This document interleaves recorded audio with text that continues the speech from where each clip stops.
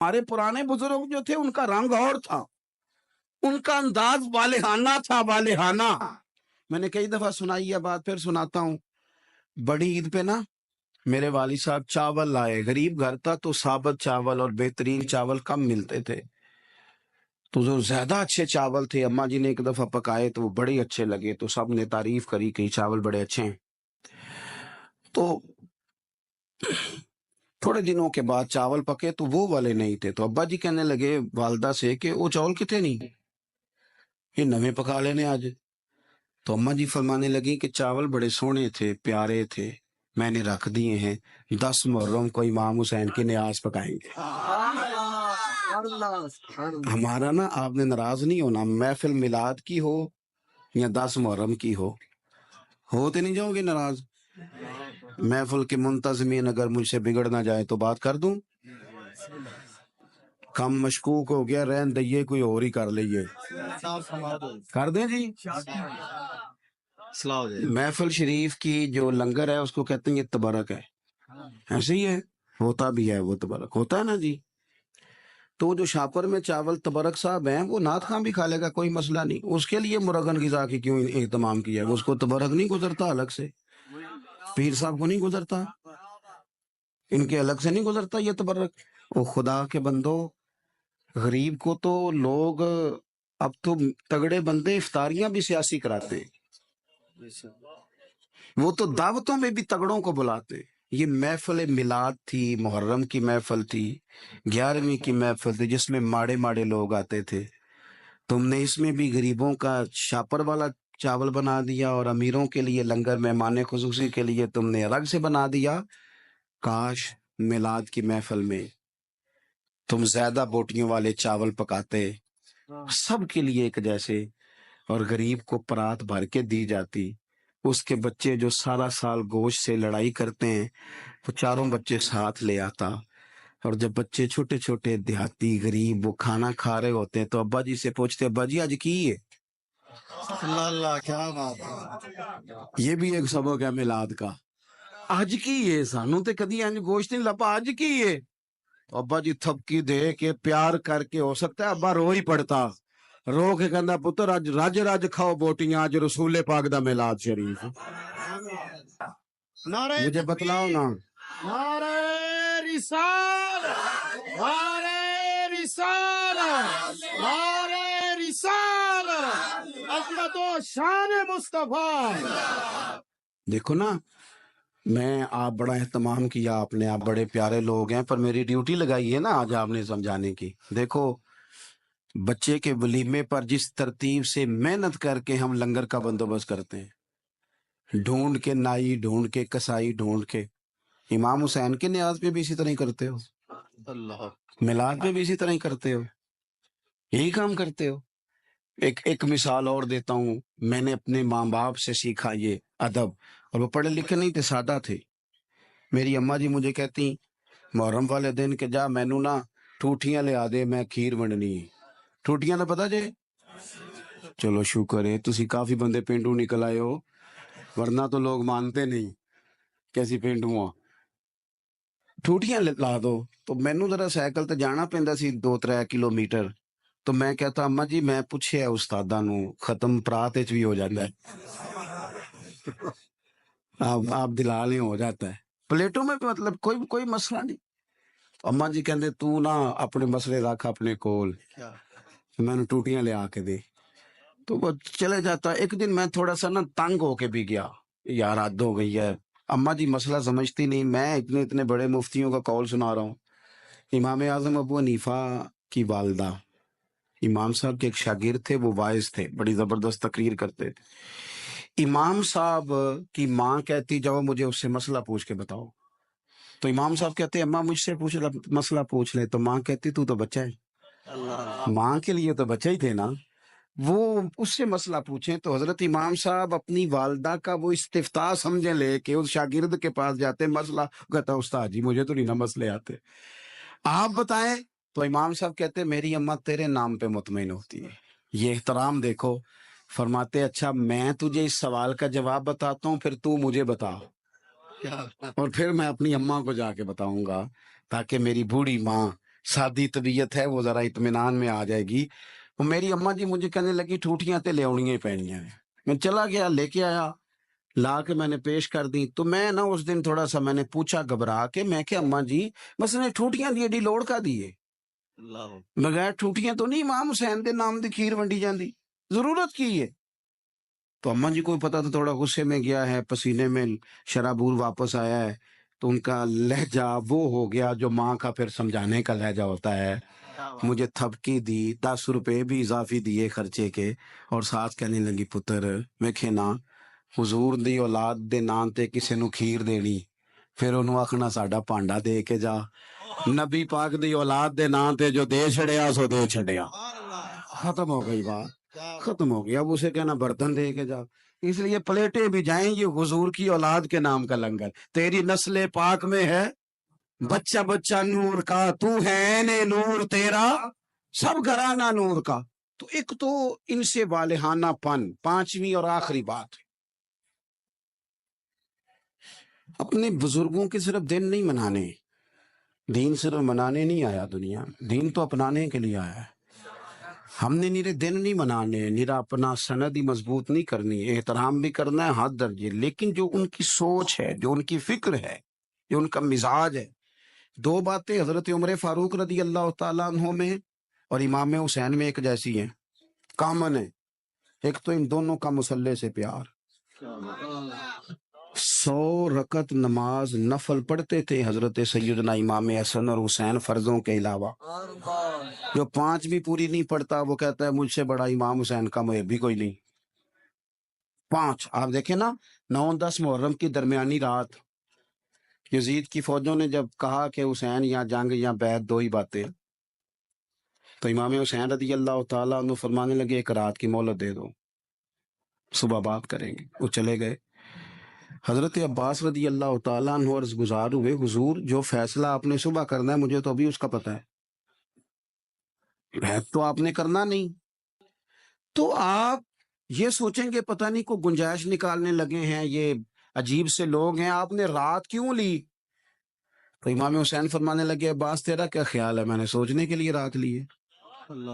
حضور کس لیے؟ تو فرمانے لگے تجھے پتہ ہے نا مجھے مصلی سے بڑا پیار ہے، تجھے پتہ ہے نا مجھے اللہ کی بارگاہ میں سجدہ کرنا کتنا سکون دیتا ہے۔ صبح میدان لگے گا، امید شہادت کی ہے، میرا دل کرتا ہے کہ رات رہ گئی ہے، رج رج کے اپنے رب کو سجدہ نہ کروں۔ امام علی مقام کے ماننے والوں کا سجدے سے پیار کیوں نہیں؟ عبادت آپ یقین کریں 1.5 گھنٹے کی باتیں، نیری گپ شپ، کوئی لینا دینا نہیں۔ یہ کون صاحب میں کہتے ہیں یہ درویش ہوتے ہیں؟ اچھا جناب، درویش صاحب 1.5-2 گھنٹے گپ شپ لگائی، ادھر کی ادھر کی، فلانے کی اس کی اس کی کہانیاں سنائی، نماز کا ٹائم ہوا تو کندھے تے مولویاں دا کام ہے۔ خدا سے ڈر، تو کس طرح کے لوگوں کی طرف ہم نے توجہ کر لی ہے؟ حضرت فاروق اعظم، حضرت عثمان غنی نے نا حضرت عمر کے وصال کے بعد ان کی ایک بیوہ سے نکاح کیا۔ خاتون عرض کرنے لگی حضور میں تو بڑھاپے کی طرف میرا سفر ہے، کسی خدمت کے قابل نہیں، تو میرے ساتھ نکاح سمجھ میں نہیں آیا۔ فرمانے لگے خدمت کے لیے نکاح نہیں کیا، میں عمر کی عبادت سے بڑا متاثر ہوں۔ اتنی محنت، اتنی جد و جہد، اتنی خلافت کی پابندیاں، اتنے کام کے باوجود مصلی پہ بیٹھتے ہیں تو مزہ آ جاتا ہے۔ فرمانے لگے میں نے انہیں مسجد میں رج کے سجدے کرتے دیکھا ہے۔ تجھ سے نکاح اس لیے کیا ہے کہ آپ مجھے بتائیں گے کہ سیدنا عمر گھر کی 4 دیواری کے اندر اپنے رب کو کس طرح یاد کرتے، مجھے بتائیں۔ یہ سجدوں سے دلچسپی، عبادتوں کا شوق، تلاوتوں کی لذت، درود و سلام کا ذائقہ، ہماری نا روحانی زندگی موبائل نے بڑی بے آباد کر دی ہے۔ 10 منٹ ملے نہیں تو موبائل کھولا نہیں۔ جو سب سے ضروری اور اہم کام تھا وہ تو یہ تھا کہ 10 منٹ ملتے تھے صحابہ کو، وہ نفل نیند لیتے تھے، اللہ کے ولی درویش وہ اللہ اللہ کرنے کو ترجیح دیتے، مزاج نہیں۔ ایک تو یہ بات اچھی طرح باندھ لیں امام علی مقام سے محبت کرنے، سیدنا فاروق اعظم سے، اور دوسری بات یہ کہ باطل سے کبھی سمجھوتا نہیں، باطل کے لیے گنجائش نہیں۔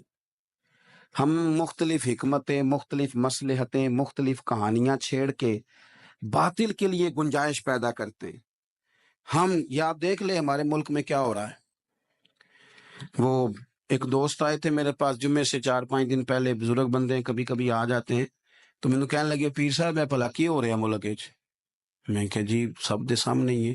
فرمان لگا جدوں بچپن چ کھیڈی دا سی نا تے کھیڈ دا ہار جیت دا نتیجہ نہ منن دا ارادہ ہوندا سی تے ادوں آکھیدا نہیں دوبارہ کرو، تساں رود ماریا ہے۔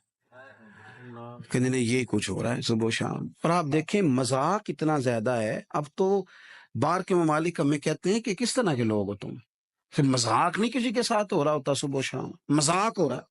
حد ہو گئی، یعنی ایک بندہ اٹھا، اس نے کہا میں ہر بندے کو روٹی کپڑا اور مکان دوں گا، اس پر اس نے حکومت قائم کر لی۔ ہوئی کہ نہیں آپ کے ملک میں؟ پھر دیا اس نے سب کو روٹی۔ دین نہیں منانے، دین صرف منانے نہیں آیا دنیا، دین تو اپنانے کے لیے آیا ہے۔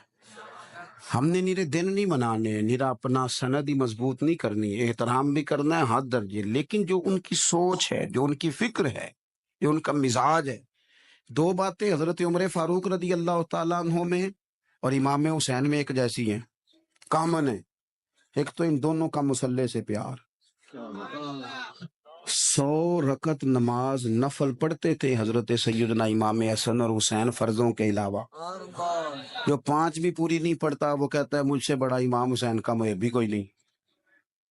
5 آپ دیکھیں نا، 9-10 محرم کی درمیانی رات یزید کی فوجوں نے جب کہا کہ حسین یا جنگ یا بیعت، دو ہی باتیں، تو امام حسین رضی اللہ تعالیٰ عنہ فرمانے لگے ایک رات کی مہلت دے دو، صبح بات کریں گے۔ وہ چلے گئے۔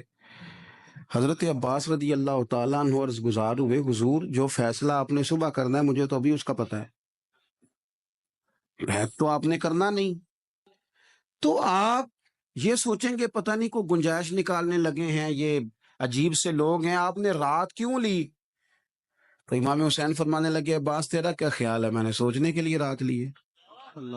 حضور کس لیے؟ تو فرمانے لگے تجھے پتہ ہے نا مجھے مسلح سے بڑا پیار ہے، تجھے پتہ ہے نا مجھے اللہ کی بارگاہ میں سجدہ کرنا کتنا سکون دیتا ہے۔ صبح میدان لگے گا، امید شہادت کی ہے، میرا دل کرتا ہے کہ رات رہ گئی ہے، رج رج کے اپنے رب کو سجدہ نہ کروں۔ امام علی مقام کے ماننے والوں کا سجدے سے پیار کیوں نہیں؟ عبادت آپ یقین کریں 1.5 گھنٹے کی باتیں، نیری گپ شپ، کوئی لینا دینا نہیں۔ یہ کون صاحب میں کہتے ہیں یہ درویش ہوتے ہیں؟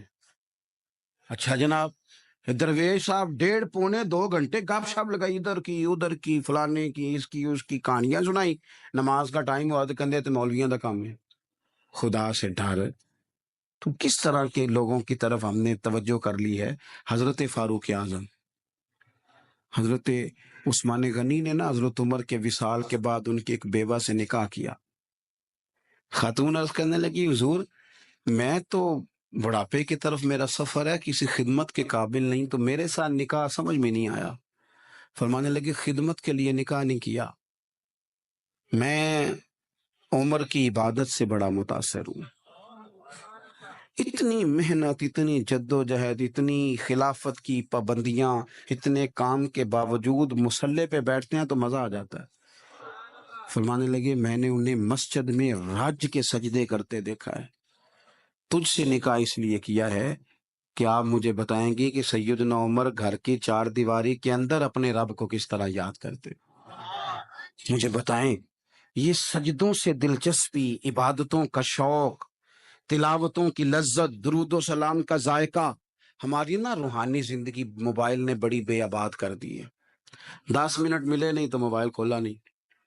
جو سب سے ضروری اور اہم کام تھا وہ تو یہ تھا کہ 10 منٹ ملتے تھے صحابہ کو، وہ نفل نیند لیتے تھے، اللہ کے ولی درویش وہ اللہ اللہ کرنے کو ترجیح دیتے، مزاج نہیں۔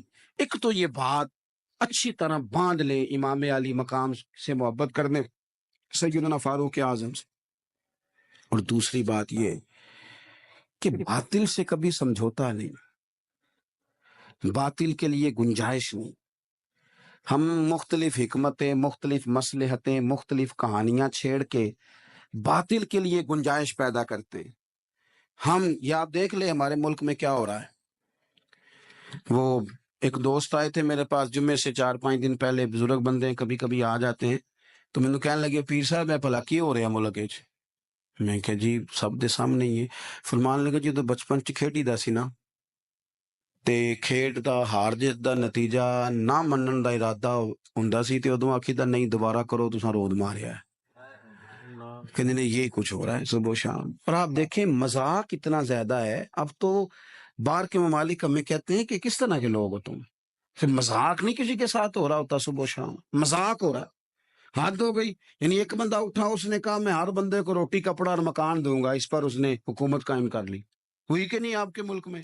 پھر دیا اس نے سب کو روٹی